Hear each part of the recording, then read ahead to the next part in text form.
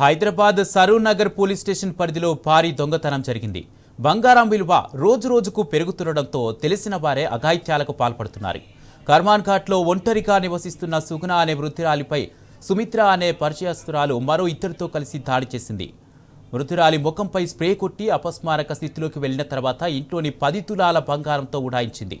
వృద్ధురాలి ఫిర్యాదు మేరకు సరూర్ నగర్ పోలీసులు సుమిత్రను అదుపులోకి విచారిస్తున్నారు. పరారీలో ఉన్న మరో ఇద్దరి కోసం గాలింపు చేపట్టారు.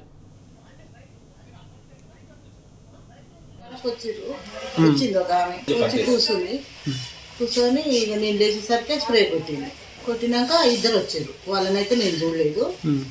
ఇద్దరు వచ్చి పడేసి బ్లాంకెట్ పెద్దది కప్పి మెత్త మూతి మీద పెట్టి నూనె చున్నీ నోట్లో పెట్టిండ్రు.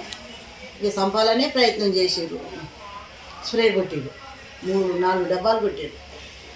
ఫస్ట్ ఒకటి అది కొట్టింది సుమిత్ర అనేది. ముగ్గురు, ఇద్దరు ఆడవాళ్ళు, ఒక మగ.